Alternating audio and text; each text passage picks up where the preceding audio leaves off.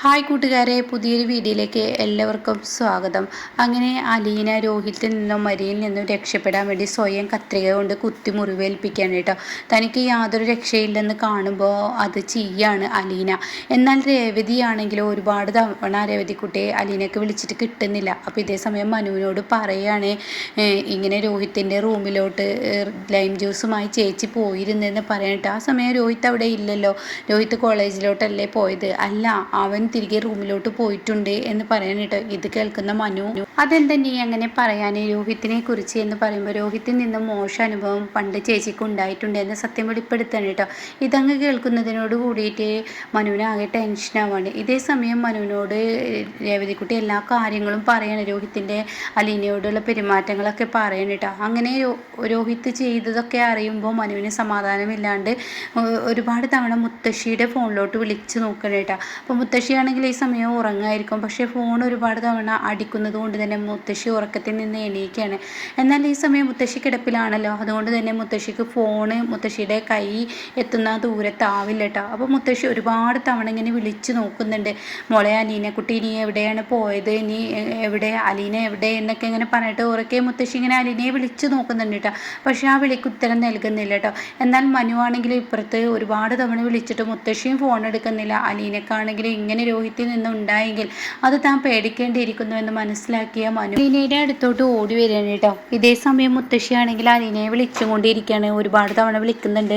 ഈ ഫോൺ അടിക്കുന്നത് മനുവിൻ്റേത് തന്നെ ആയിരിക്കും എന്ന് മുത്തശ്ശിയും പറയുന്നുണ്ട് കേട്ടോ. ഈ പെങ്കൊച്ചി ഇത് എവിടെ പോയി കിടക്കുക, എത്ര നേരമായി ഫോൺ അടിക്കുന്നത്, എത്ര നേരമായി ഞാൻ അവളെ വിളിക്കുന്നു, പക്ഷേ വിളിക്കുത്തരം നൽകുന്നില്ലല്ലോ, ഈ പെങ്കൊച്ചിന് എന്താ പറ്റിയെന്നൊക്കെ ഇങ്ങനെ പറയുന്നുണ്ട് കേട്ടോ. ഇതേ സമയം ഹരിയാണെങ്കിൽ, ഹരിയും അതുപോലെ രോഹിത്തും ആണെങ്കിൽ ഇനി എന്താടാ ചെയ്യുക, അവൾ ഇങ്ങനെയൊക്കെ ഒരു കടുങ്കൈ ചെയ്യുമെന്ന് ഒരിക്കലും പ്രതീക്ഷിച്ചില്ല, ഇനി എന്ത് ചെയ്യും, എനിക്ക് പേടിയാവുന്നു, ബ്ലഡിൽ കുടിച്ച് കിടക്കുകയാണ് ഇവളെ, നമുക്കാണെങ്കിൽ ഇവിടെ നിന്ന് രക്ഷപ്പെടാനും കഴിയുന്നില്ല, എന്നിവളെ ഇവിടെ ഇട്ടെറിഞ്ഞ് പോകാനും പറ്റത്തില്ലല്ലോ, എന്താ ചെയ്യുക എന്നൊക്കെ പറഞ്ഞിട്ട് അവരാകെ ആശങ്കയിലാവാണ് കേട്ടോ. അപ്പോഴാണ് മനു ഇങ്ങോട്ടേക്ക് കയറി വരുന്നത്. അങ്ങനെ മനുവിൻ്റെ ആ ഒരു വാതിൽ തുറക്കലും ഒച്ചപ്പാടൊക്കെ കേൾക്കുമ്പോൾ അത് ആരാണെന്ന് മുത്തശ്ശി ഉറക്കി വിളിച്ച് ചോദിക്കാനായിട്ടാ.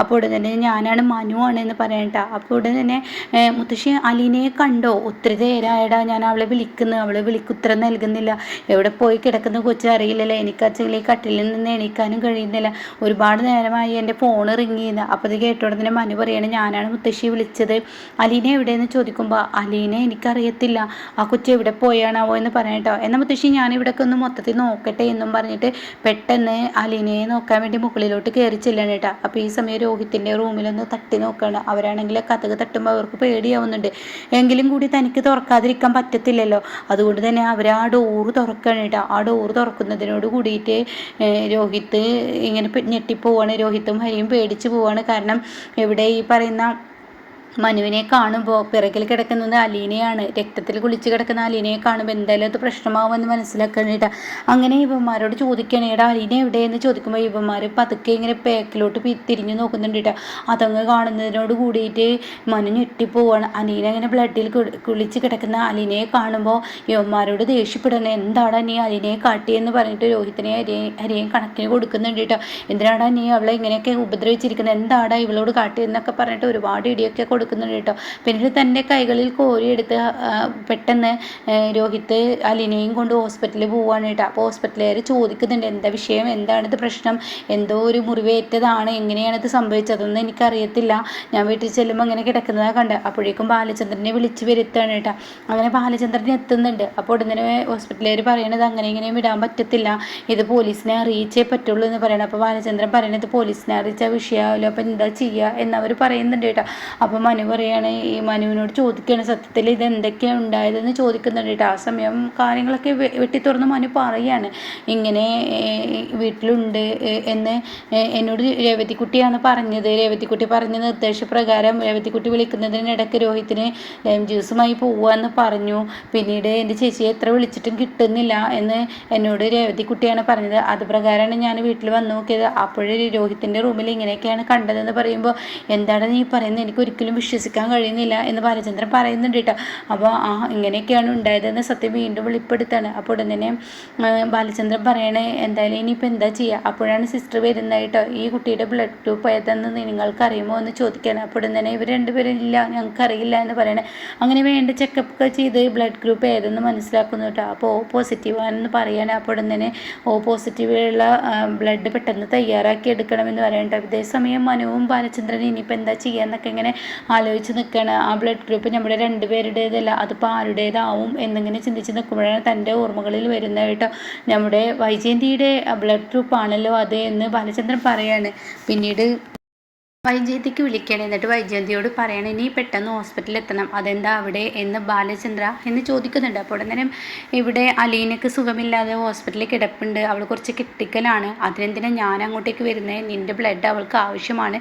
എൻ്റെ ബ്ലഡ് മറ്റുള്ളവർക്കൊന്നും കൊടുക്കാൻ പറ്റത്തില്ല എന്ന് വൈജയന്തി പറയാണ്. അപ്പോൾ ഉടനെ അതിനിടയ്ക്ക് നിൻ്റെ മകന് കാരനാണ് അലീന ഇങ്ങനെ ഒരു ക്രിട്ടിക്കൽ സ്റ്റേജിലായത്. എൻ്റെ മകൻ കാരനെന്നോ? അതെ, നിൻ്റെ മകൻ രോഹിത് കാരനാണ്, അത് നീ ആലോചിക്കണം, നീ അധികം സംസാരിക്കാതെ ഇങ്ങോട്ടേക്ക് എത്തുക എന്ന് പറഞ്ഞോടെ തന്നെ വൈജയന്തി പറയണേ നിങ്ങൾക്ക് ബ്ലഡ് വേണമെങ്കിൽ അത് ഹോസ്പിറ്റലിൽ ചോദിക്കുക.